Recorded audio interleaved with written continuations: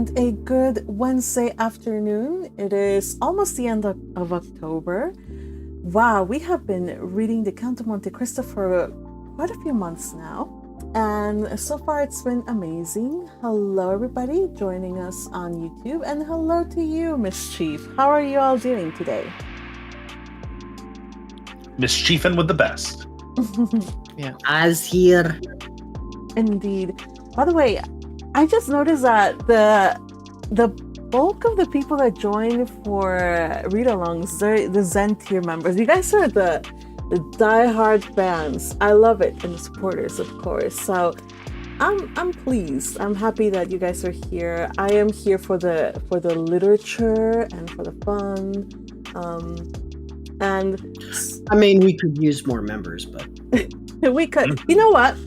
We could use more people to read roles, but sometimes I wonder, like, should I open the server, for example, like to the general population? And I think of, like, you know, the role of moderating, and I'm like, no. So I like it like this. We're small, but we're a nice little community, so I'm just thankful you guys are here.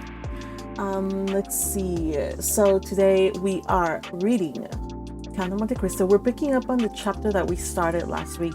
Last Friday. Last Friday we did chapter 32, and we started part of chapter 33, but chapter 33 is so long, so we didn't finish it. We're just gonna pick up on that narrative. And for that, we have our fellow band of readers here. We have the following folks. Well, maybe I'll leave the list for later. For now, let me just say hello to the people on chat. They're coming in. We have Yay. By the way, Yay, do you want to read your summary? Oh yeah, sure. One moment, please. Last time on the Count of Monte Cristo, Franz awoke to find Sinbad gone his previous night like a dream, with the only evidence remaining a brief sight of Sinbad through a spyglass. He returned to Italy, where he met up with Albert at their shared lodgings. There he discovered that all of Rome seemed out of horses and carriages. With a little bit of extra coin, though not as much as Signor Pastrini claimed would be required due to Franz's prior experience, they managed to find some passage into the festivities. En route, they tried to pass through a particular part of Rome, only to be insistently warned off by Pastrini of the dangers of one Luigi Vampa. Albert seemed to believe that they could take the bandit and secure great rewards, but Franz was rightly hesitant and asked Pastrini for Vampa's full story. That story begins today on the Count of Monte Cristo. Nice. Bravo. Thank you for that well-written and well-read summary, Yay. By the way, I have to say thank you to Yay, who has been working tirelessly on our behalf here. Herding cats, as I heard. Like, I just show up like 3 minutes before we're supposed to go live, and I'm just like assuming that everybody has roles, everybody's organized. I just come in like, yay, let's read. Well, it's the hard work of these fine folks. Rely on too much. If he ever leaves us, we're doomed. I appreciate the thanks. Thank you, Yay. And also a big thanks, of course, to Patrick, who's going to be reading with us all these roles. Wait, are you reading today, Patrick? I don't even see your name. I got 4 roles. How did you not see my name? Because my name stands out the most to me. Wow. He's not wrong. If you were not trying to be a narcissist in this moment, you failed. And also, ignoring that, we also have Teal, who is our highlighting Miss Leonora. Teal, thanks a bunch for your hard work, and she graciously took on the daunting task of reading the role that actually has the most speaking parts in this one. I will continue to be narrator, but I also picked up a few small lines. So Teal is gonna be, doing the heavy lifting in this one. So Teal, You got this. We believe in you, Teal. Yes. Thank you. Just resting my voice.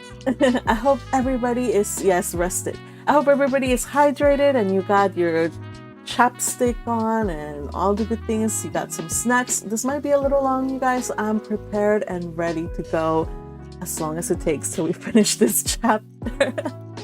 Oh, look! Fuji's with us. Fuji, welcome. Happy to see you. By the way, I was wondering if you're going to join us from the chat. Yeah, I saw that you did the prayer. Thank you for that. Let's see, and yay! He was a shepherd boy. Oh yay! Now I'm gonna have that song in my head. Too late. It's already stuck in mine. You're welcome. Great. You know what? It's a great Keep you song. later, boy. It's a great song. So I mean, The others were significantly better with the puns, though. No, it's fine. Teal, you sound really soft. Can you? Let's do a mic check for you. Can you speak normally? Okay. Speak, please. I can turn it up a little bit. And you can turn me up a little bit. I think she just likes to speak softly, Nice. Magpie. I know. She sounds pretty normal to Our me. velvet-voiced siren, in the best possible way, siren. As in, I like. turned myself up quite a bit, so. All right. Yes, we can hear you perfectly now. All right. You guys ready? I am ready. Today, reading is the following, folks. Albert Morcerf is going to be read by Patrick. Franz de Pinet is going to be read by Yay, 82. Signor Pastrini is going to be read by Teal. That is the big kind of storyteller voice. All of the salmon-colored lines. The in-universe narrator. Then guess what, you guys? I am reading today too. I'm reading Carmilla. By the way, Fuji, are you done to read? Because I can happily give you some rules. I don't have the Google Docs access on my phone, so I don't think I Okay. can read. Oh, pity. Google Ducky! All right. If someone gives me the link, I can read. I can do that. Okay. Thanks. All right. So I like the name Carmilla, and I like a father role, like to kind of do like an old man role. So if you want, you can do Teresa, and you know what? I'll do the guy's voice. Yeah, you do Teresa and Carmilla, and I will do Rita's father and wait, the lieutenant. How's that? Actually, can't read today because I have something bad. Never mind. I'll just stick around. Oh, Bowie! No. You get our Okay. hopes up. No problem. Okay, I shall read all of those. All right. Let's start from the top. Narrator, such as it is, Magpie. Albert Morcerf is Patrick. Franz de Pinet is Ye 82. Signor Pastrini is Teal. Carmela is going to be Magpie, me. The Count of San Felice is Ye 82. The Bandits, Brigadier, Coachman, Miscellaneous is going to be Patrick. Carlini will also be Patrick. Cucumetto will be Ye 82. Diavolaccio will be Ye 82 again. Rita's father will be me. Luigi Vampa will be Ye 82. Teresa will be Magpie. The Traveler, that is Edmund, the Englishman, the Abbé, Sinbad, etc., etc., etc., will be Patrick. And Lieutenant is me. Our highlighter MVP is Teal, as well as our Excel MVP, who is, well, if you're on this Discord server, you know what I mean. All right, folks, let us get started with, continuing. Chapter 33.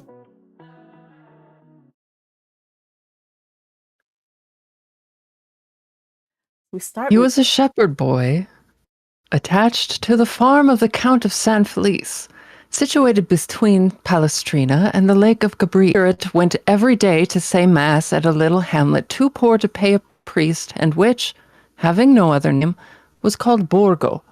He told Luigi that he might meet him on his return, and that he would give him a lesson, warning him that it would be short, and that he must profit as much as possible by it. The child accepted joyfully. Every day Luigi led his flock to graze on the road that leads from Palestrina to Borgo. Every day at 9 o'clock in the morning, the priest and the boy sat down on a bank by the wayside, and the little shepherd took his lesson out of the priest's breviary. At the end of 3 months, he had learned to read.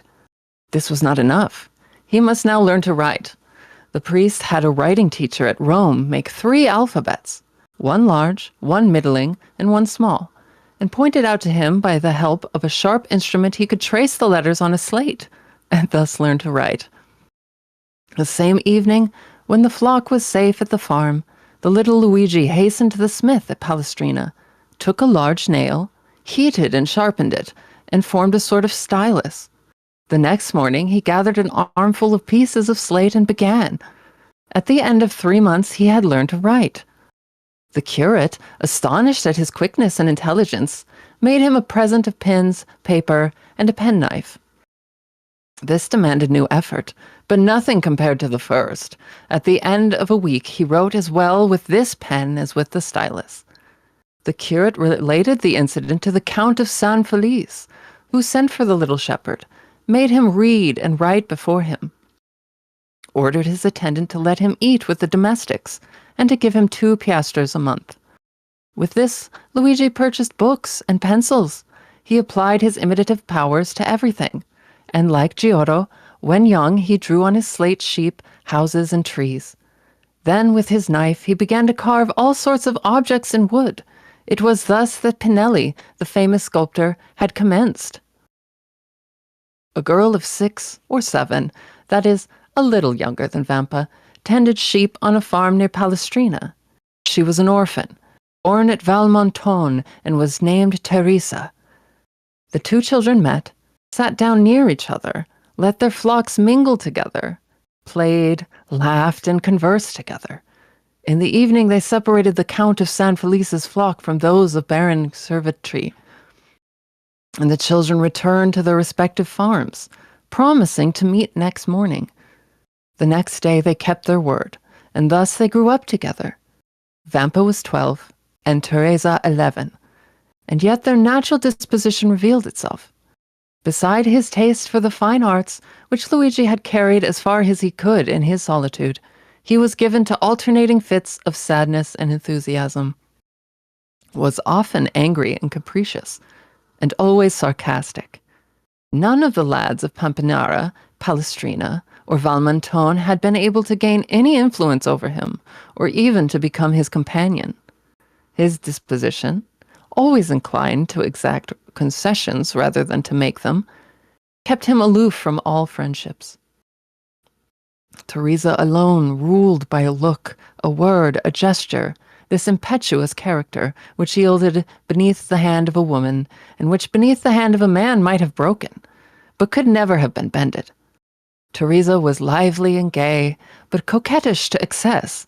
The 2 piastres that Luigi received every month from the Count of San Felice's steward, and the price of all the little carvings in wood he sold at Rome, were expended in earrings, necklaces, and gold hairpins. So that, thanks to her friend's generosity, Teresa was the most beautiful and the best attired peasant near Rome. The 2 children grew up together, passing all their time with each other, and giving themselves up to the wild ideas of their different characters. Thus, in all their dreams, their wishes, and their conversations, Vampa saw himself the captain of a vessel, general of an army, or governor of a province. Teresa saw herself rich, superbly attired, and attended by a train of liveried domestics. Then, when they had thus passed the day in building castles in the air, they separated their flocks, and descended from the elevation of their dreams to the reality of their humble position.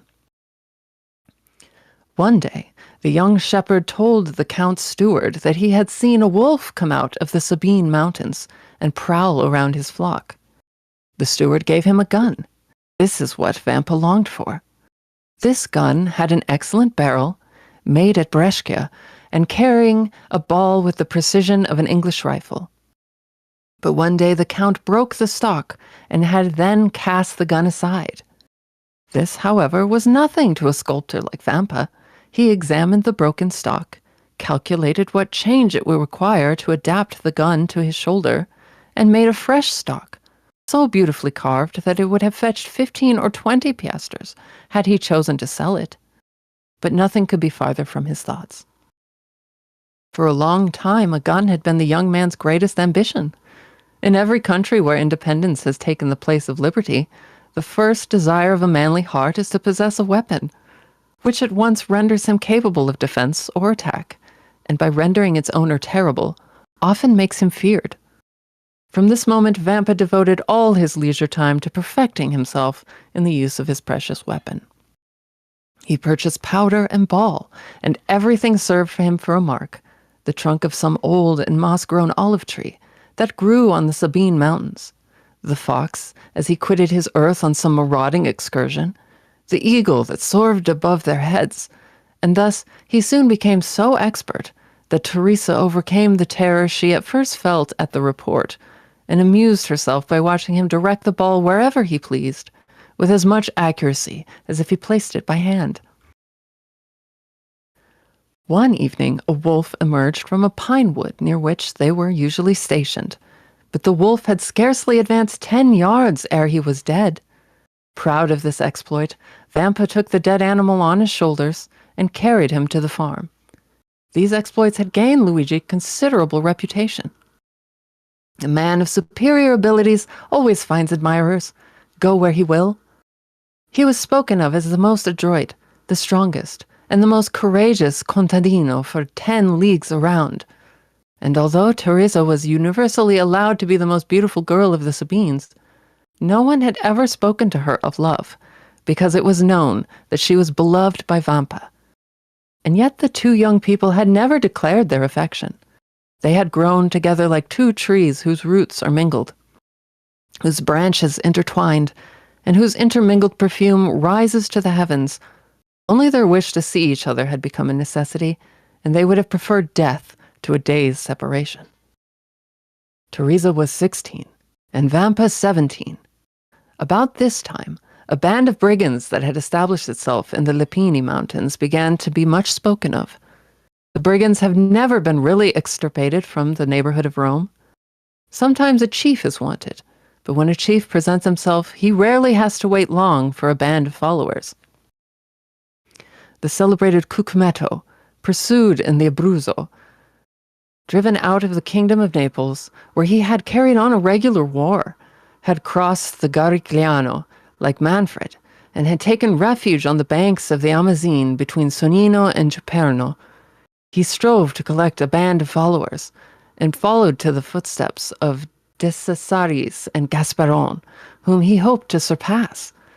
Many young men of Palestrina, Frascati, and Pampinara had been disappeared. Their disappearance at first caused much disquietude, but it was soon known that they had joined Cucumetto. After some time, Cucumetto became the object of universal attention. The most extraordinary traits of ferocious daring and brutality were related of him. One day he carried off a young girl, the daughter of a surveyor of Frosinone. The bandit's laws are positive. A young girl belongs first to him who carries her off, then the rest draw lots for her, and she is abandoned to their brutality until death relieves her sufferings. When their parents are sufficiently rich to pay a ransom, a messenger is sent to negotiate. The prisoner is hostage for the security of the messenger. Should the ransom be refused, the prisoner is irrevocably lost.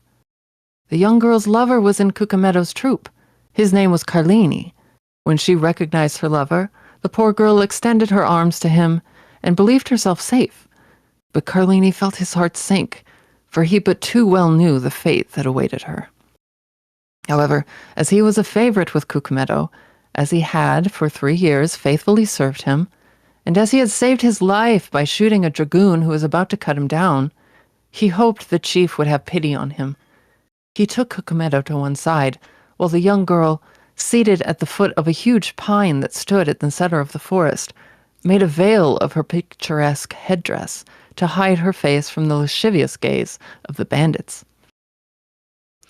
There he told the chief all, his affection for the prisoner, their promises of mutual fidelity, and how every night, since he had been near, they had met in some neighboring ruins. It so happened that night that Cucumetto had sent Carlini to a village, so that he had been unable to go to the place of meeting. Cucumetto had been there, however, by accident, as he said, and had carried the maiden off. Carlini besought his chief to make an exception in Rita's favor, as her father was rich and could pay a large ransom. Cucumetto seemed to yield to his friend's entreaties and bade him find a shepherd to send to Rita's father at Frosinone. Carlini flew joyfully to Rita, telling her she was saved and bidding her write to her father to inform him what had occurred, and that her ransom was fixed at 300 piasters.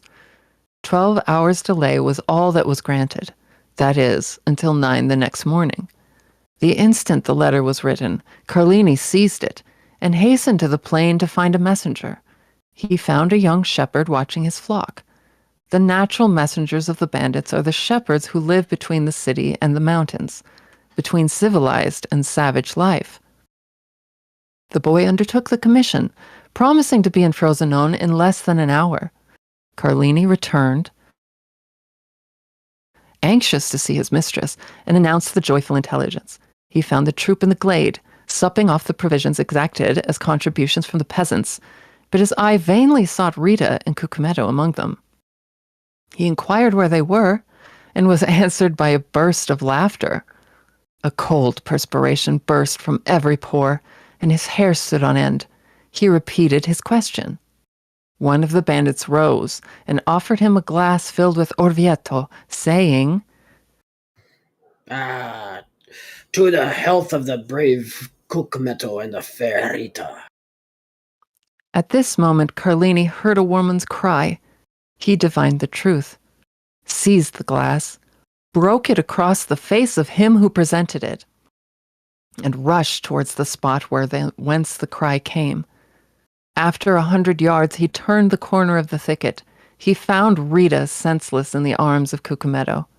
At the sight of Carlini, Cucumetto rose, a pistol in each hand. The two brigands looked at each other for a moment, the one with a smile of lasciviousness on his lips, the other with the pallor of death on his brow. A terrible battle between the two men seemed imminent, but by degrees Carlini's features relaxed. His hand, which had grasped one of the pistols in his belt, fell to his side. Rita lay between them. The moon lighted the group. Well, have you executed your commission?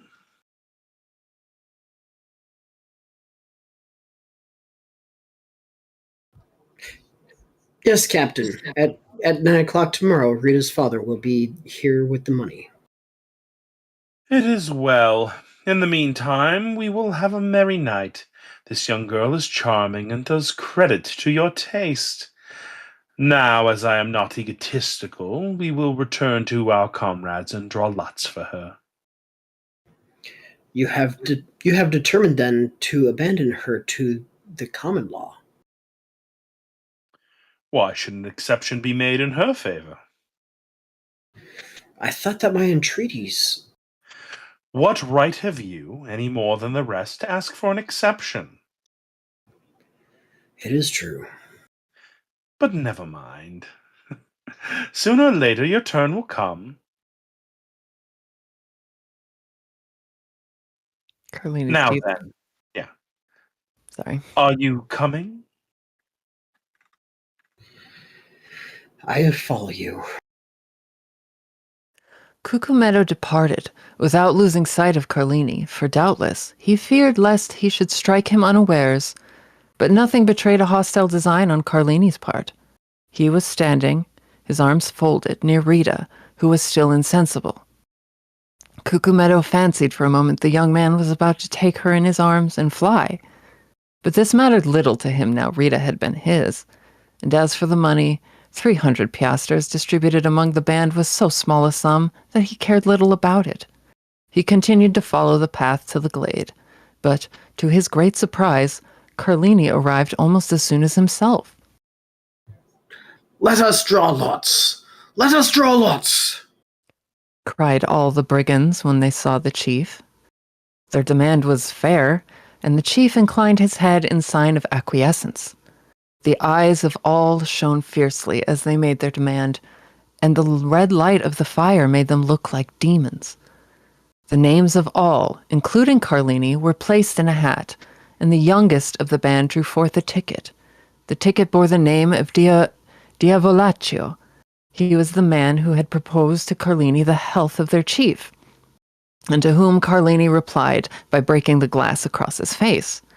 A large wound, extending from the temple to the mouth, was bleeding profusely. Diavolaccio, seeing himself thus favored by fortune, burst into a loud laugh. Captain, just now Carlini would not drink to your health when I proposed it to him. Propose mine to him, and let us see if he will be more condescending to you than me. Everyone expected an explosion on Carlini's part, but to their great surprise, he took a glass in one hand and a flask in the other, and filling it, To your health, Diavolaccio, said he calmly, and he drank it off, without his hand trembling in the least. Then sitting down by the fire, my supper.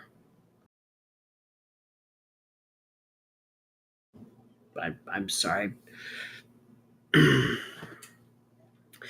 My supper. My expedition has given me an appetite. Well done, Carlini. cried the brigands. That is acting like a good fellow. And they all formed a circle round the fire, while Diavolaccio disappeared. Carlini ate and drank as if nothing had happened. The bandits looked on with astonishment at this singular conduct until they heard footsteps. They turned round and saw Diavolaccio bearing the young girl in his arms. Her head hung back, and her long hair swept the ground. As they entered the circle, the bandits could perceive, by the firelight, the unearthly pallor of the young girl and of Diavolaccio. This apparition was so strange and so solemn that everyone rose, with the exception of Carlini, who remained seated and ate and drank calmly. Diavolaccio advanced amidst the most profound silence and laid Rita at the captain's feet. Then everyone could understand the cause of the unearthly pallor in the young girl and the bandit. A knife was plunged up to the hilt in Rita's left breast. Everyone looked at Carlini. The sheath at his belt was empty. I now understand why Carlini stayed behind. All savage natures appreciate a desperate deed. No other of the bandits would, perhaps, have done the same, but they all understood what Carlini had done. Now then, Cried Carlini, rising in his turn and approaching the corpse, his hand on the butt of one of his pistols. does anyone dispute the possession of this woman with me? No, she is thine. Carlini raised her in his arms and carried her out of the circle of firelight. Cucumetto placed his sentinels for the night, and the bandits wrapped themselves in their cloaks and lay down before the fire. At midnight, the sentinel gave the alarm, and in an instant all were on alert. It was Rita's father who brought his daughter's ransom in person. Here. Here are 300 piastres. Give me back my child. But the chief, without taking the money, made a sign to him to follow. The old man obeyed. They both advanced beneath the trees, through whose branches streamed the moonlight. Cucumetto stopped at last and pointed to two persons grouped at the foot of a tree. There, demand thy child of Carlini. He will tell you what has become of her. And he returned to his companions. The old man remained motionless. He felt that some great and unforeseen misfortune hung over his head. At length he advanced toward the group, the meaning of which he could not comprehend. As he approached, Carlini raised his head, and the forms of two persons became visible to the old man's eyes. A woman lay on the ground, her head resting on the knees of a man who was seated by her. As he raised his head, The woman's face became visible. The old man recognized his child, and Carlini recognized the old man. I expected thee, said the bandit to Rita's mother. What hast thou done? And he gazed with terror on Rita, pale and bloody, a knife buried in her bosom. A ray of moonlight poured through the trees and lighted up the face of the dead. Cucumetto had violated thy daughter. I loved her, therefore I slew her. For she would have served as the sport of the whole band. The old man spoke not and grew pale as death. Now, if I have done wrongly, avenge her. And withdrawing the knife from the wound in Rita's bosom, he held it out to the old man with one hand, while with the other he tore open his vest. Thou hast done well. Embrace me, my son. Carlini threw himself, sobbing like a child, into the arms of his mistress's father. These were the first tears the man of blood had ever wept. Now, aid me to bury my child. Carlini fetched 2 pickaxes, and the father and the lover began to dig at the foot of a huge oak, beneath which the young girl was to repose. When the grave was formed, the father embraced her first, and then the lover. Afterwards, one taking the head, the other the feet, they placed her in the grave. Then they knelt on each side of the grave and said the prayers of the dead. Then, when they had finished, they cast the earth over the corpse until the grave was filled. Then, extending his hand, the old man said, I thank you, my son. And now leave me alone. Yet, Leave me, I command you. Carlini obeyed, rejoined his comrades, folded himself in his cloak, and soon appeared to sleep as soundly as the rest. It had been resolved the night before to change their encampment. An hour before daybreak, Cucumetto aroused his men and gave the word to march. But Carlini would not quit the forest without knowing what had become of Rita's father. He went toward the place where he had left him. He found the old man suspended from one of the branches of the oak which shaded his daughter's grave.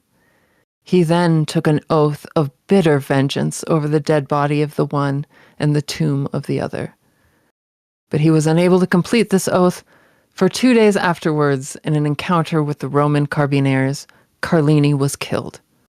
There was some surprise, however, that, as he was with his face to the enemy, he should have received a ball between his shoulders. That astonishment ceased when one of the brigands remarked to his comrades, the Cucumetto was stationed 10 paces in Carlini's rear when he fell. On the morning of the departure from the forest of Frosinone, he had followed Carlini in the darkness, and heard this oath of vengeance, and like a wise man anticipated it. They told 10 other stories of this bandit chief, each more singular than the other. Thus, from Fondi to Perugia, everyone trembles at the name of Cucumetto. These narratives were frequently the theme of conversation between Luigi and Teresa. The young girl trembled very much at hearing the stories, but Vampa reassured her with a smile. Tapping the butt of his good fowling piece, which threw its ball so well, and if that did not restore her courage, he pointed to a crow, perched on some dead branch, took aim, touched the trigger, and the bird fell dead at the foot of the tree. Time passed on, and the 2 young people had agreed to be married when Vampa should be 20 and Teresa 19 years of age. They were both orphans, and had only their employers' leave to ask, which had been already sought and obtained. One day, when they were talking over their plans for the future, they heard 2 or 3 reports of firearms, and then suddenly a man came out of the wood, near which the 2 young persons used to graze their flocks, and hurried towards them. When he came within hearing, he exclaimed, I am pursued. Can you conceal me? They knew full well that this fugitive must be a bandit, but there is an innate sympathy between the Roman brigand and the Roman peasant, and the latter is always ready to aid the former. Vampa, without saying a word, hastened to the stone that closed up the entrance to their grotto, drew it away, made a sign to the fugitive to take refuge there, in a retreat unknown to everyone, closed the stone upon him, and then went and resumed his seat by Teresa. Instantly afterwards, 4 carbineers, on horseback, appeared on the edge of the wood. 3 of them appeared to be looking for the fugitive, while the 4th dragged a brigand prisoner by the neck. The 3 carbineers looked about carefully on every side, saw the young peasants, and galloping up, began to question them. They had seen no one. That is very annoying. For the man we are looking for is the chief. Cucumetto? Cried Luigi and Teresa at the same moment. Yes. And as his head is valued at 1,000 Roman crowns, there would have been 500 for you if you had helped us to catch him. The 2 young persons exchanged looks. The brigadier had a moment's hope. 500 Roman crowns are 3,000 lire, and 3,000 lire are a fortune for 2 poor orphans who are going to be married. Yes, it is very annoying, but we have not seen him. Then the carbineers scoured the country in different directions, but in vain. Then, after a time, they disappeared. Vampa then removed the stone, and Cucumetto came out. Through the crevices in the granite, he had seen the 2 young peasants talking with the carbineers, and guessed the subject of their parley. He had read in the countenances of Luigi and Teresa their steadfast resolution not to surrender him. And he drew from his pocket a purse full of gold, which he offered to them. But Vampa raised his head proudly. As to Teresa, her eyes sparkled when she thought of all the fine gowns and gay jewelry she could buy with this purse of gold. Cucumetto was a cunning fiend, and had assumed the form of a brigand instead of a serpent, and this look from Teresa showed to him that she was a worthy daughter of Eve, and he returned to the forest, pausing several times on his way, under the pretext of saluting his protectors. Several days elapsed, and they neither saw nor heard of Cucumetto. The time of the Carnival was at hand. The Count of San Felice announced a grand masked ball, to which all that were distinguished in Rome were invited. Teresa had a great desire to see this ball. Luigi asked permission of his protector, the steward, that she and he might be present among the servants of the house. This was granted. The ball was given by the Count for the particular pleasure of his daughter Carmela, whom he adored. Carmela was precisely the age and figure of Teresa, and Teresa was as handsome as Carmela. On the evening of the ball, Teresa was attired in her best, her most brilliant ornaments in her hair, and gayest glass beads. She was in the costume of the women of Frascati. Luigi wore the very picturesque garb of the Roman peasant at holiday time. They both mingled, as they had leave to do, with the servants and peasants. The festa was magnificent. Not only was the villa brilliantly illuminated, but thousands of colored lanterns were suspended from the trees in the garden, and very soon the palace overflowed to the terraces, and the terraces to the garden walks. At each cross path was an orchestra, and tables spread with refreshments. The guests stopped, formed quadrilles, and danced in any part of the grounds they pleased. Carmela was attired like a woman of Sonnino. Her cap was embroidered with pearls. The pins in her hair were of gold and diamonds. Her girdle was of Turkey silk, with large embroidered flowers. Her bodice and skirt were of cashmere, her apron of Indian muslin, and the buttons of her corset were of jewels. 2 of her companions were dressed, the one as a woman of Nettuno, and the other as a woman of Lauricia. 4 young men of the richest and noblest families of Rome accompanied them with that Italian freedom which has not its parallel in any other country in the world. They were attired as peasants of Albano, Velletri, Civita Castellana, and Sora. We hardly add that these peasant costumes, like those of the young women, were brilliant with gold and jewels. Carmela wished to form a quadrille, but there was one lady wanting. Carmela looked all around her, but not one of the guests had a costume similar to her own or those of her companions. The Count of San Felice pointed out Teresa, who was hanging on Luigi's arm in a group of peasants. Will you allow me, father? Certainly. Are we not in Carnival time? Carmela turned towards the young man who was talking with her, and saying a few words to him, pointed with her finger to Teresa.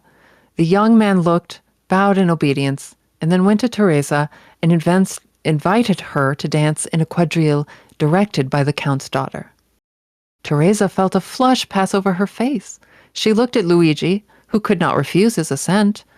Luigi slowly relinquished Teresa's arm, which he had held beneath his own, and Teresa, accompanied by her elegant cavalier, took her appointed place with much agitation in the aristocratic quadrille.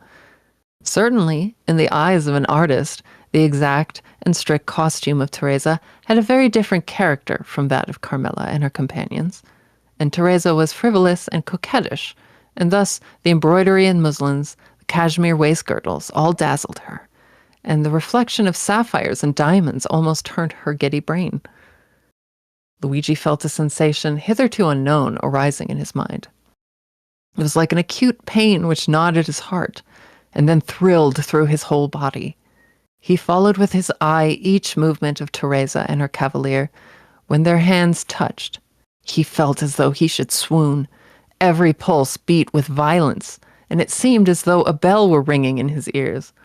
When they spoke, although Teresa listened timidly and with downcast eyes to the conversation of her cavalier, as Luigi could read in the ardent looks of the good-looking young man that his language was that of praise, it seemed as if the whole world was turning round with him, and all the voices of hell were whispering in his ears ideas of murder and assassination.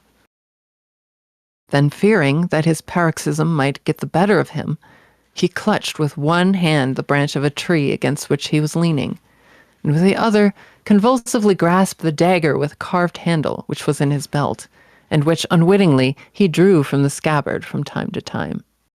Luigi was jealous. He felt that, influenced by her ambitions and coquettish disposition, Teresa might escape him.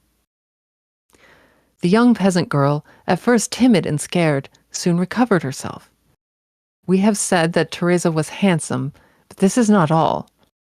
Teresa was endowed with all those wild graces which are so much more potent than our affected and studied elegancies. She had almost all the honors of the quadrille, and if she were envious of the Count of San Felice's daughter, we will not undertake to say that Carmela was not jealous of her. And with overpowering compliments, her handsome cavalier led her back to the place whence he had taken her, and where Luigi awaited her. Twice or thrice during the dance, the young girl had glanced at Luigi, and each time she saw that he was pale and that his features were agitated. Once even the blade of his knife, half drawn from his sheath, had dazzled her eyes with a sinister glare. Thus, it was almost tremblingly that she resumed to her lover's arm. The quadrille had been most perfect, and it was evident there was a great demand for repetition, Carmela alone objecting to it. But the Count of San Felice besought his daughter so earnestly that she acceded. One of the cavaliers then hastened to invite Teresa, without whom it was impossible for the quadrille to be formed. But the young girl had disappeared. The truth was that Luigi had not felt the strength to support another such trial, and half by persuasion and half by force, he had removed Teresa toward another part of the garden. Teresa had yielded in spite of herself, but when she looked at the agitated countenance of the young man, she understood by his silence and trembling voice that something strange was passing within him. She herself was not exempt from internal emotion, and without having done anything wrong, yet fully comprehended that Luigi was right in reproaching her. Why, she did not know, but yet she did not the less feel that these reproaches were merited. However, to Teresa's great astonishment, Luigi remained mute, and not a word escaped his lips the rest of the evening. When the chill of the night had driven away the guests from the gardens, and the gates of the villa were closed on them from the festa indoors. He took Teresa quite away, and as he left her at home, he said, Teresa, what were you thinking as you danced opposite the young Countess of San Felice? I thought that I would give half my life for a costume such as she wore. And what said your cavalier to you? He said it only depended on myself to have it, and I had only one word to say. He was right. Do you desire it as ardently as you say? Yes. Well, then you shall have it. The young girl, much astonished, raised her head to look at him, but his face was so gloomy and terrible that her words froze to her lips. As Luigi spoke thus, he left her. Teresa followed him with her eyes into the darkness as long as she could, and when he had quite disappeared, she went into the house with a sigh. That night, a memorable event occurred, due, no doubt, to the imprudence of some servant who had neglected to extinguish the lights. The villa of San Felice took fire in the rooms adjoining the very apartment of the lovely Carmilla. Awakened in the night by the light of the flames, she sprang out of bed, wrapped herself in a dressing gown, and attempted to escape by the door, but the corridor by which she hoped to fly was already prey to the flames. She then returned to her room, calling for help as loudly as she could, when suddenly her window, which was 20 feet from the ground, was opened. A young peasant jumped into the chamber, seized her in his arms, and with superhuman skill and strength conveyed her to the turf of the grass plot, where she fainted.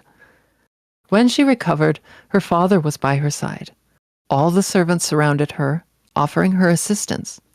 An entire wing of the villa was burnt down, but what of that, as long as Carmilla was safe and uninjured? Her preserver was everywhere sought for, but he did not appear. He was inquired after, but no one had seen him. Carmilla was greatly troubled by that. She had not recognized him. As the Count was immensely rich, accepting the danger Carmilla had run, and the marvelous manner in which she had escaped, made that appear to him rather a favor of Providence than a real misfortune. The loss occasioned by the conflagration was to him but a trifle. The next day, at the usual hour, the two young peasants were on the borders of the forest. Luigi arrived first. He came toward Teresa in high spirits and seemed to have completely forgotten the events of the previous evening. The young girl was very pensive, but seeing Luigi so cheerful, she, on her part, assumed a smiling air, which was natural to her when she was not excited or in a passion. Luigi took her arm beneath his own and led her to the door of the grotto. Then he paused. The young girl, perceiving that there was something extraordinary, looked at him steadfastly. Teresa, yesterday evening you told me you would give all the world to have a costume similar to that of the Count's daughter. Yes, but I was mad to utter such a wish. Very well, you shall have it. Yes. Replied the young girl, whose astonishment increased at every word uttered by Luigi. But, of course, your reply was only to please me. I have promised no more than I have given you, Teresa. Go into the grotto and dress yourself.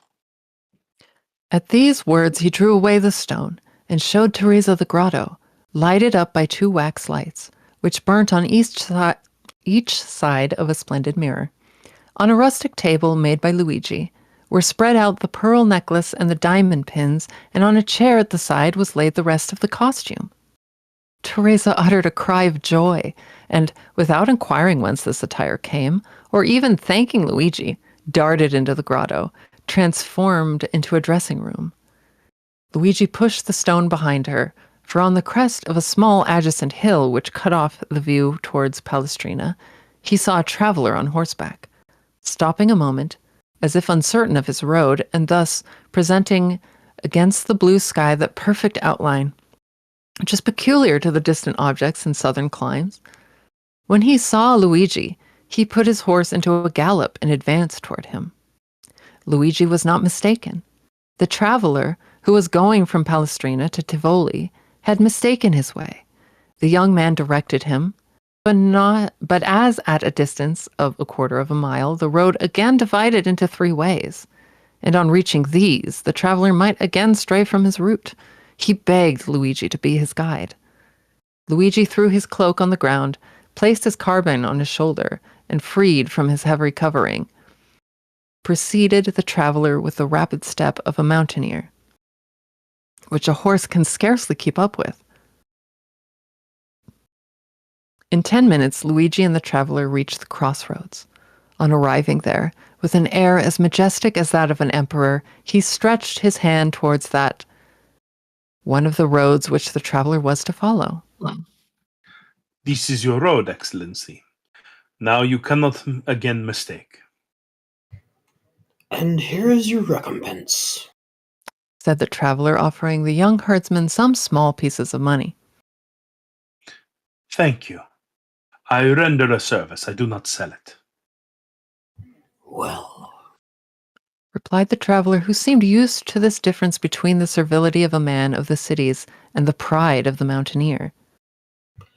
if you refuse wages, you will perhaps accept a gift. Ah, yes, that is another thing. Then take these 2 Venetian sequins and give them to your bride to make herself a pair of earrings. And then do you take your what, Bernard? You will not find one better carved between Albino and Civata Castellna. I accept it. But then the obligation will be on my side, for this poniard is worth more than 2 sequins. For a dealer, perhaps. But for me, who engraved it myself, it is hardly worth a pastry. What is your name? Luigi Vampa. And yours? I'm called Sinbad the Sailor. Franz de Pinay started with surprise. Sinbad the Sailor? Yes, that was the name which the traveler gave to Vampa as his own. Well, and what may you have to say against this name? If it is but a pretty name, and the adventurers of the gentleman of that name amused me very much in my mouth, I must confess. Franz said no more. The name of Sinbad the sailor, as may well be supposed, awakened in him a world of recollections, as had the name of the Count of Monte Cristo on the previous evening.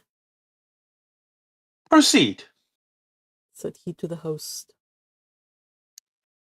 Vampa put the 2 sequins haughtily into his pocket and slowly returned by the way he had gone. As he came within 200 or 300 paces of the grotto, he thought he heard a cry. He listened to know whence the sound could proceed. A moment afterwards, he thought he heard his own name pronounced distinctly. The cry proceeded from the grotto. He bounded like a chamois, cocking his carbine as he went, and in a moment he reached the summit of a hill opposite to that on which he had perceived the traveler. 3 cries for help came more distinctly to his ear. He cast his eyes around him and saw a man carrying off Teresa, as Nessus, the centaur, carried Deianira. This man, who was hastening toward the woods, was already 3/4 of the way on the road from the grotto to the forest. Vampa measured the distance. The man was at least 200 paces in advance of him, and there was not a chance of overtaking him. The young shepherd stopped, as if his feet had been rooted to the ground. Then he put the butt of his carbine up to his shoulder, took aim at the ravisher, followed him for a second in his track, and then fired. The ravisher stopped suddenly. His knees bent under him, and he fell with Teresa in his arms. The young girl rose instantly. But the man lay on the earth, struggling in the agonies of death. Vampa then rushed towards Teresa, for at 10 paces from the dying man her legs had failed her, and she had dropped on her knees, so that the young man feared that the ball that had brought down his enemy had also wounded his betrothed. Fortunately, she was unscathed, and it was fright alone that had overcome Teresa. When Luigi had assured himself that she was safe and unharmed, he turned towards the wounded man.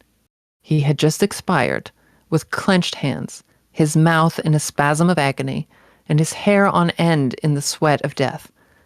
His eyes remained open and menacing. Vampa approached the corpse and recognized Cucumetto. From the day on which the bandit had been saved by the 2 young peasants, he had been enamored of Teresa, and had sworn she should be his. From that time he had watched them, and, profiting by the moment when her lover had left her alone, had carried her off, and believed he at length had her in his power, when the ball, directed by the unerring skill of the young herdsman, had pierced his heart. Vampa gazed on him for a moment without betraying the slightest emotion, while, on the contrary, Teresa, shuddering in every limb, dared not approach the slain ruffian but by degrees, and threw a hesitating glance at the dead body over the shoulder of her lover. Suddenly Vampa turned towards his mistress. Ah, good. You are dressed. It is now my turn to dress myself. Teresa was clothed from head to foot in the garb of the Count of San Felice's daughter. Vampa took Cucumetto's body in his arms and conveyed it to the grotto, while in her turn Teresa remained outside. If a second traveler had passed, he would have seen a strange thing. A shepherdess watching her flock, clad in a cashmere gown, with earrings and necklaces of pearls, diamond pins, and buttons of sapphires, emeralds, and rubies.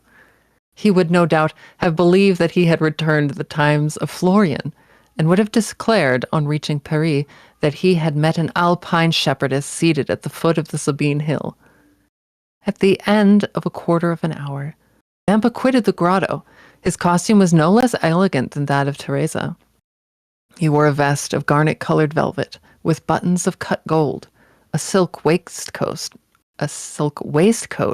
covered with embroidery, a Roman scarf tied round his neck, a cartridge box worked with gold, and a red and green silk, sky-blue velvet breeches, fastened above the knee with diamond buckles, garters of deerskin, worked with 1,000 arabesques, and a hat whereon hung ribbons of all colors. 2 watches hung from his girdle, and a splendid poniard was in his belt. Teresa uttered a cry of admiration. Vampa in this attire resembled a painting by Leopold Robert or Schnitz. He had assumed the entire costume of Cucumetto. The young man saw the effect produced on his betrothed, and a smile of pride passed over his lips. Now, are you ready to share my fortune, whatever it may be? Oh, yes! And follow me wherever I go? To the world's end. Then take my arm and let us go. We have no time to lose. The young girl did so without questioning her lover as to where he was conducting her, for he appeared to her at this moment as handsome, proud, and powerful as a god. They went towards the forest, and soon entered it. We need scarcely say that all the paths of the mountain were known to Vampa. He therefore went forward without a moment's hesitation, although there was no beaten track, but he knew his path by looking at the trees and the bushes, and thus they kept on advancing for nearly an hour and a half. At the end of this time, they had reached the thickest part of the forest. A torrent, whose bed was dry, led into a deep gorge. Vampa took this wild road, which, enclosed between 2 ridges, and shadowed by the tufted umbrage of the pines, seemed, but for the difficulties of its descent, that path to Avernus of which Virgil speaks. Teresa had become alarmed at the wild and deserted look of the plain around her, and pressed closely against her guide, not uttering a syllable. But as she saw him advance with even step and composed countenance, She endeavored to repress her emotion. Suddenly, about 10 paces from them, a man advanced from behind a tree and aimed at Vampa. Not another step, or you are a dead man. What then?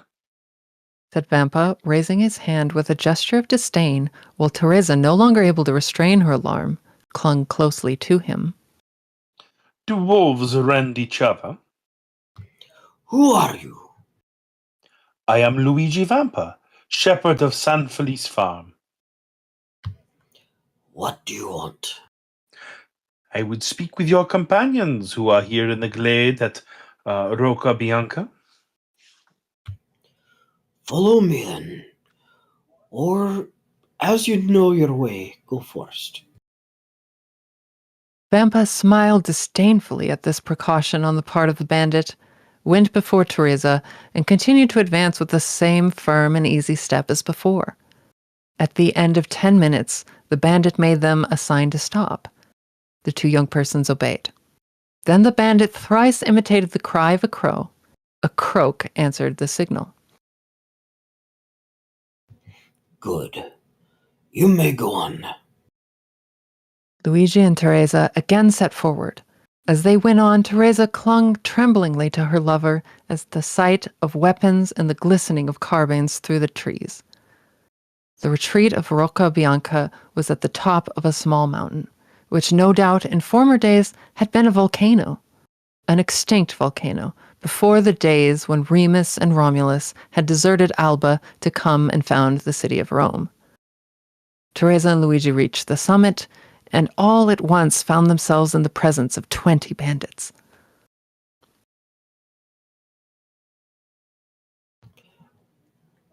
Here is a young man who seeks and wishes to speak to you.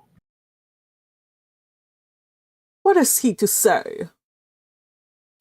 Inquired the young man who was in command in the chief's absence. I wish to say that I am tired of a shepherd's life. Ah, I understand. And you seek admittance into our ranks. Welcome, welcome, welcome, welcome. Cried several bandits from Ferrusino, Pampinara, and Anagni, who had recognized Luigi Vampa. Yes, but I come to ask something more than to be your companion. And what may that be? Inquired the bandits with astonishment. I come to ask to be your captain. The bandits shouted with laughter. And what have you done to aspire to this honor? I have killed your chief, Cucumetto, whose dress I now wear, and set fire to the Villa San Felice to procure a wedding dress for my betrothed. An hour afterwards, Luigi Vampa was chosen captain, Vice Cucumetto deceased.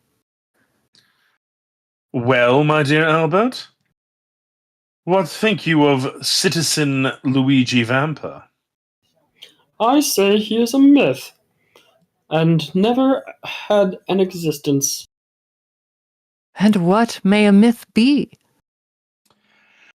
The explanation would be too long, my dear landlord. And you said that Signor Vampa exercises his profession at this moment in the environs of Rome? And with a boldness of which no bandit before him ever gave an example. Then the police have vainly tried to lay their hands on him? Why, you see, he has a good understanding with the shepherds in the plains, the fishermen of the Tiber, and the smugglers of the coast. They seek for him in the mountains, and he is on the waters. They follow him on the waters, and he is on the open sea.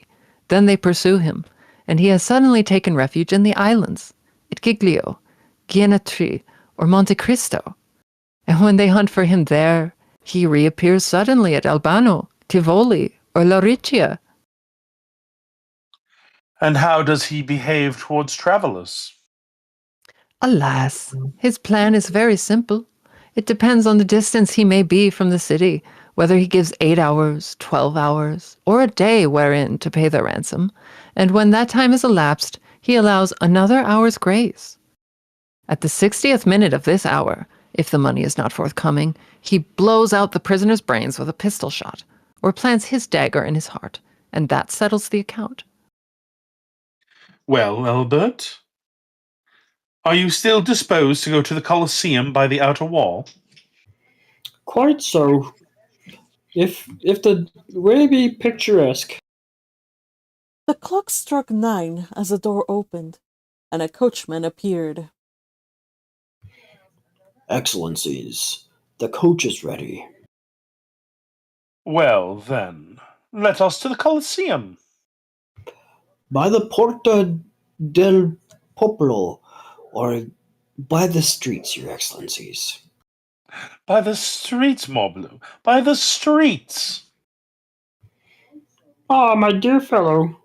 Said Really? Albert. I thought... Sorry. Rising and lighting his third cigar. Really? I thought you had more courage.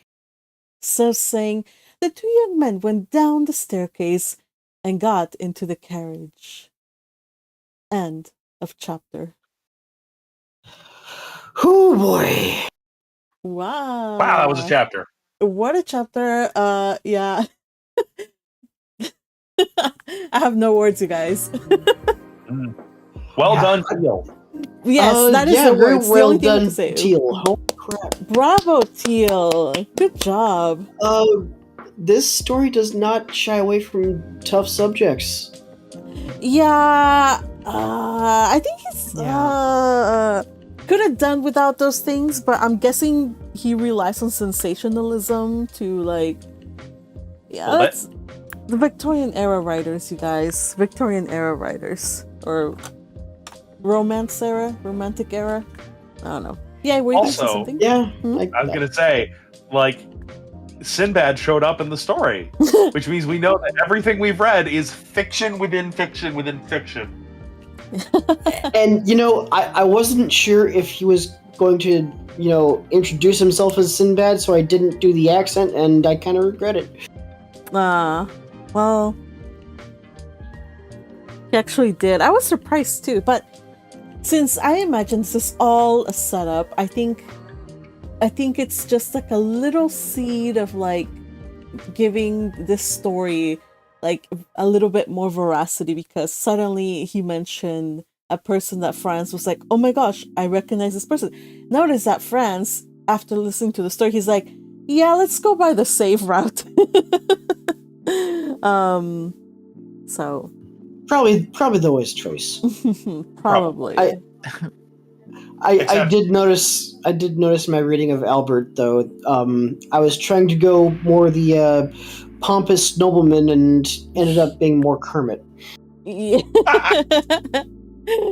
yeah, it evolved little by little. It started to change, but that's okay. I had difficulty remembering what Teresa sounded, because I gave her a voice. I was like, wait, what was I channeling with Teresa? Yes. So it's fine. When reading multiple roles, it's kind of hard to keep voices. Yeah. Mhm. So Carmela gave her like a Hannah-Lorish kind of voice, because she's supposed to be like a lady, like precious lady, and Teresa is supposed to be more like So far we have 3 instances of women mentioned here. We had Rita, who met a horrible end, Carmela, who almost burned to death, jeez, and Teresa, who's Teresa. And all 3 of them are probably fake within even this fiction story. Probably, yeah, I'm pretty sure that he just, again, Edmond Dantes, he is so into melodrama. I don't know how he did it to make this man memorize a story and just tell him you're gonna say it like this, and then when you get to this part, you're gonna mention the name Sinbad the Sailor. I don't know. Honestly, I feel like it was probably more Edmund coming up to this guy and saying, "I'm going to pay you a big pile of money, which I know you want because you're a landlord, and all I want you to do is spin some yarn about a bandit named Luigi Vampa in Rome, and include that someone somewhere in there include a story that Sinbad the sailor shows up. That's all you gotta do, and just let him run with it." Yeah, and he took that assignment and he ran with it. Dude, man. Yes. You have these 3 points to follow. You can do whatever you want with the rest of it. Jeez, I wish he would have had a little less rape and murder, but okay. Right. Oh, man. Honestly, I'm okay with the arson part. The arson part was kind of clever. Yeah, the arson part makes for a good movie. But I can see why these parts were skipped in all of the movie adaptations. It's been so far. How many chapters has it been since we started volume 2? It's been, well, I don't have it with me right now. About 6. About 6. Of all of those, not one of the adaptations has really covered anything here. Well, I mean, it's just so cuttable from when you need to save time for a movie. Right.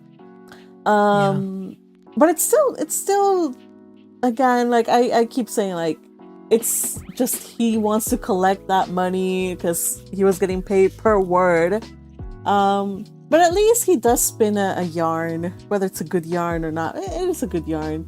I mean, who doesn't love stories of like bandits and stuff, except for the murdering. I can do without the Teal?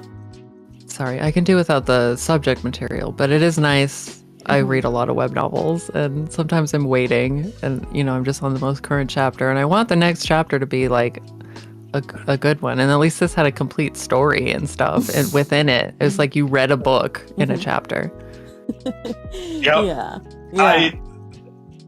I will say this much: I have read some fanfics about that quality of writing. So, Alexander Dumas, world-class fanfic writer. Oh yeah, and I wonder how much of this was playing into the French.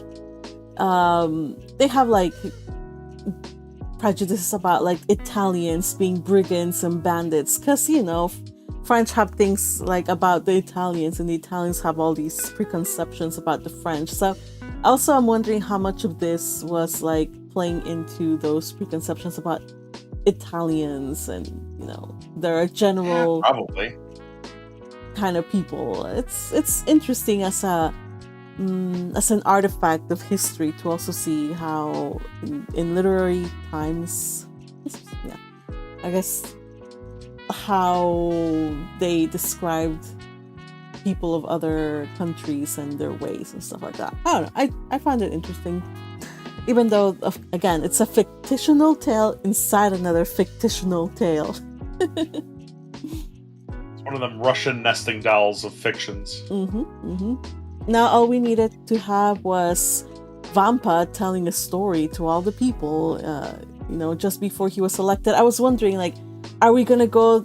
Is he gonna give like a speech? Is the whole speech going to be recorded? No, it says like an hour afterwards he was the leader. I was like, okay, cool.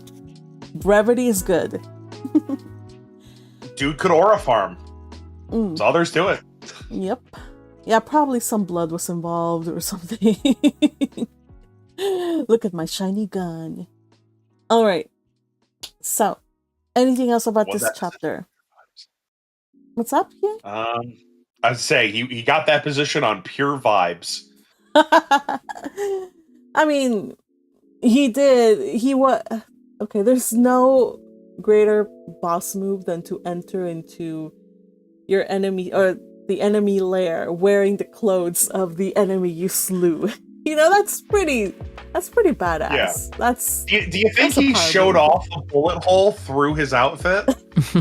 Like, yo, dude, look how good of a shot I am. That could have contributed to the very brief election of him as their leader. Like, honestly, like, at least be a lieutenant or something like that. But nope, he was a leader. We don't know whether the lieutenant... Was the lieutenant still a lieutenant or... Well, doesn't matter. Doesn't matter. Alright. The only question is, was the doctor still a Dr. Pepper? Oh my Dr. gosh. Pepper, not Wow. during this particular Wow. That was a little forced, man. I was like, how is he gonna fit it in? Like, how? No, you just like, bam. Straight for it. Sometimes you're running out of time and you're like, yeah, sure, let's go for it. How's he gonna do it? He did it somehow. All right. Here's a comment he did. It says Alexander Dumas needs to explore his very unhealthy feelings about women. Methinks. You know what? Yeah. I mean, he's probably not gonna on account of being dead, but. Okay, so here's this thing, you guys. There was this book written by Jane Austen that I read. I actually read in this chapter called Persuasion, the book. And it's talking about how, like, women are this and women are that, you know, like they're discussing.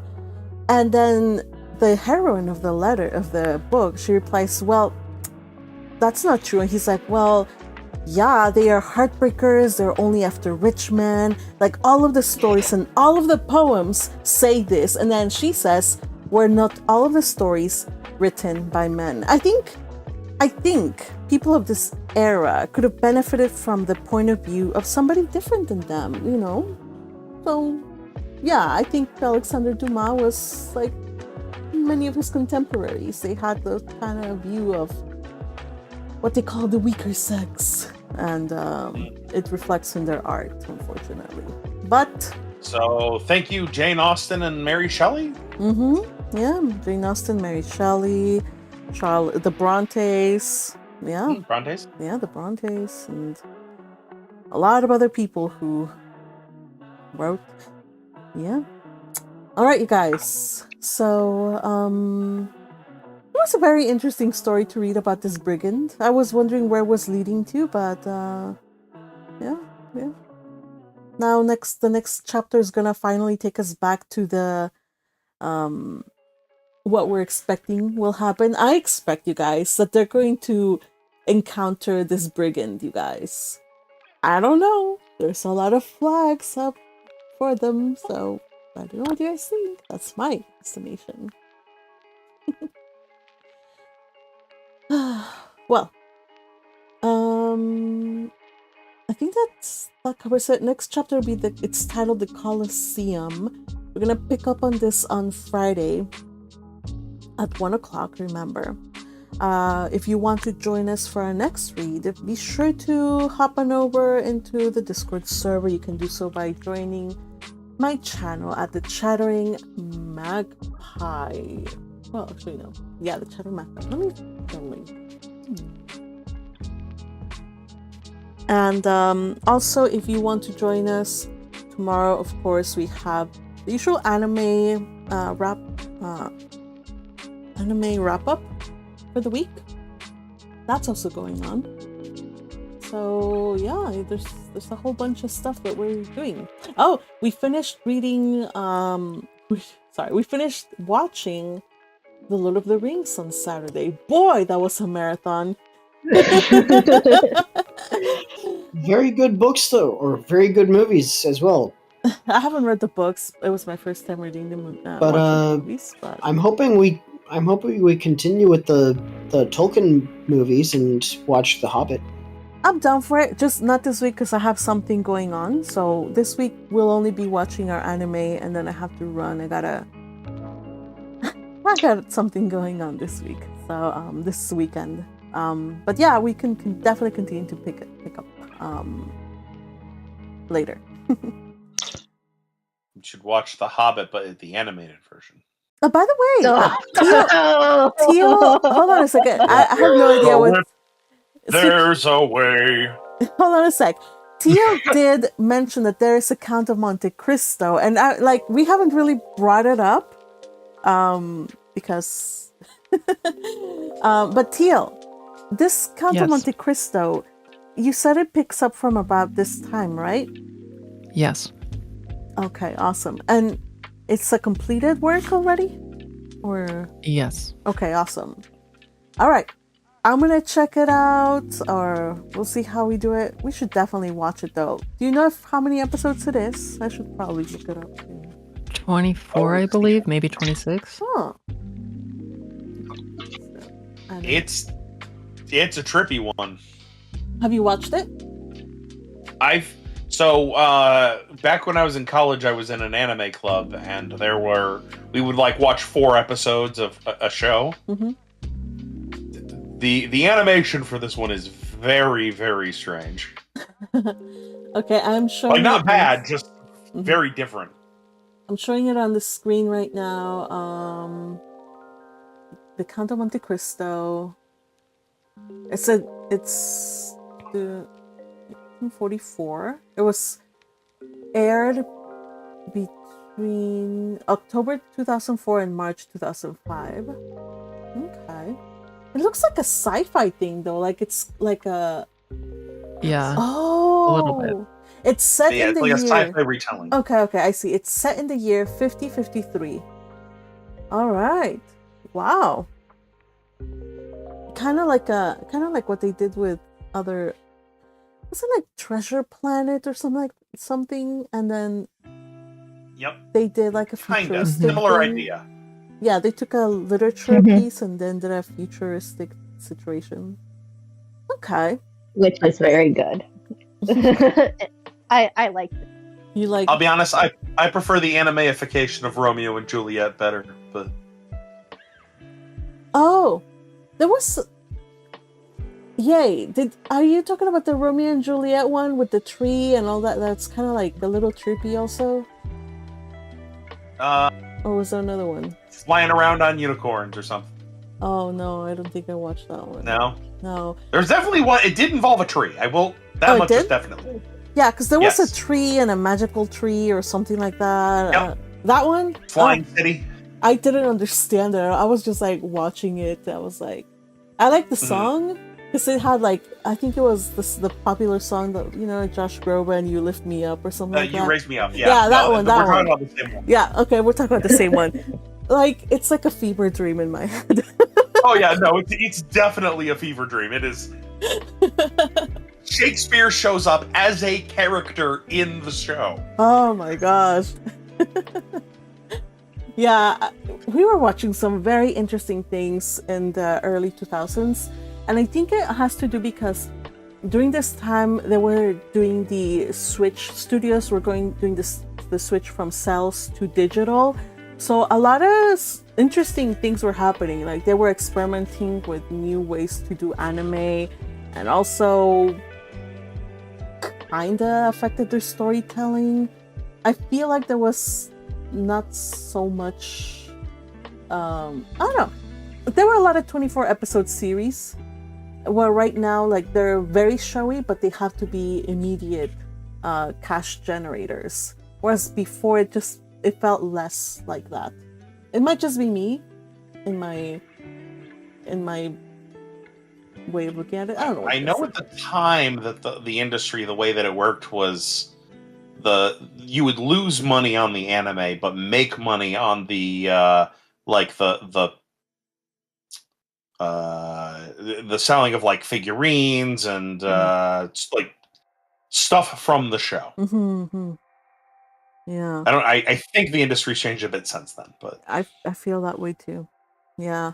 Because right now everything's just 12 episodes and yeah. And every anime was an advertisement for selling the toys. mhm. There we go. Yeah. Well, No, also known as the and now Gundam it's manga. like for the light novels, like every single series they leave you in a cliffhanger so you can go and read the light novels, read the manga, and then that's what happened to a lot of us. I think Yeah. anime people had started with a sense of a bookworm. That's how they got us all. They got us all like that. I mean, I started with Evangelion, so I've been screwed up from the beginning. Oh, is that the one Yeah. with the little toys you put together? or no? No, Evangelion is the very trippy. Oh, the soup one, the orange juice one. Yes, Tang. I suppose. Or Dr. Pepper, if you will. No, Dr. Jeez, there you go. I'd prefer to turn into Dr. Pepper, to be honest.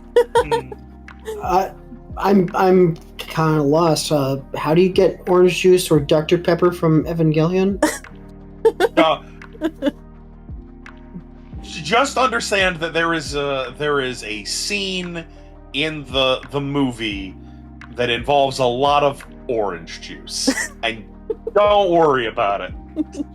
Technically, even from the first episodes, they get into giant robots, and instead of like air in their cockpits, they got blue orange juice. Oh my Yep. god. Or, I mean, orange Okay, juice. yeah, that makes more sense then, because I'm trying to figure out where the orange juice came from, but the soup that they use to connect to the suits, that's definitely It's not actually orange juice, but yeah, it's. Well, it was described to me as orange juice. I haven't watched it, but it was like, yeah. it's been a while. Very, but very it's a surreal anime. Mm-hmm. Again, it's from the early days. Yes, like what? Year Yes, was I'm it? old.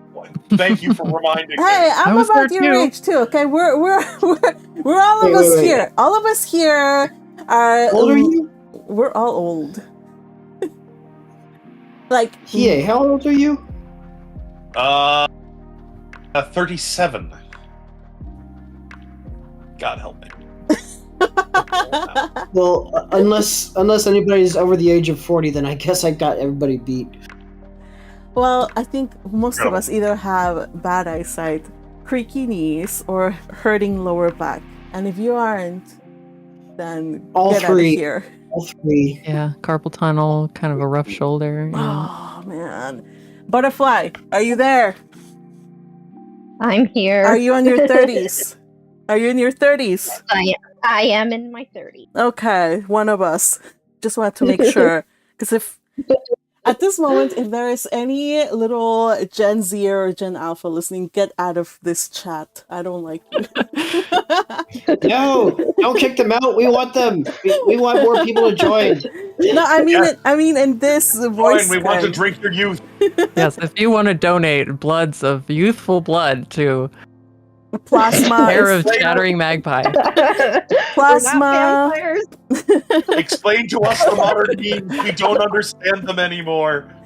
What does 6-7 mean? Oh my I gosh. don't know. Stop it. What's a Mimi? Patrick, truly the oldest of us all. Oh, well, heaven help us. Whatever lies in store for us geriatrics, I know that we will overcome it with a good sense of humor, and I think we got that. We got that box And checked. poor dinosaur. Yeah. I call that aging with grace. Yeah. Well, darlings, it is, as much as I'm having fun, I have to get going because I have to a work call that I have to get ready for. But lovelies, I will see you tomorrow if you want to chat anime. It'll be around 4. That's the time I'm planning. Okay, 4. Is that work for you? A compromise?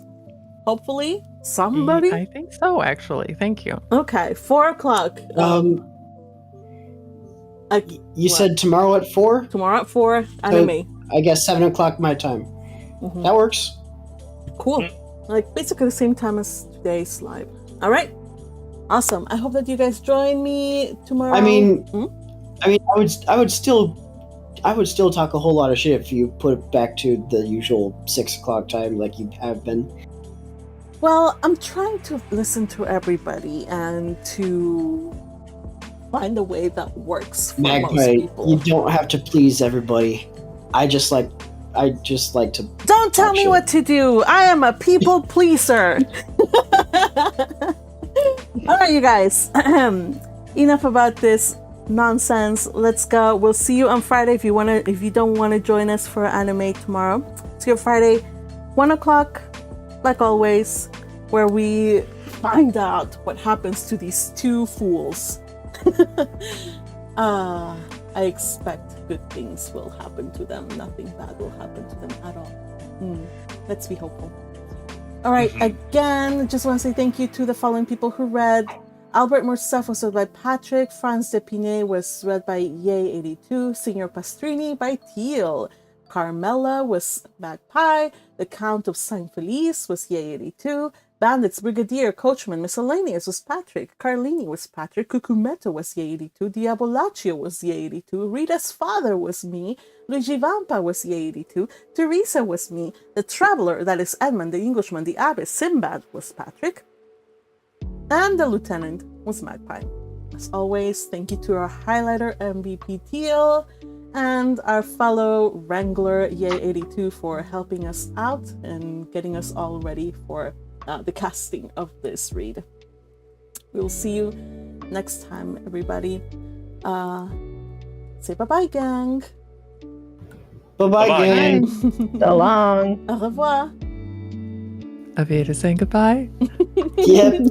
You beat me to it. Oh my goodness, you guys.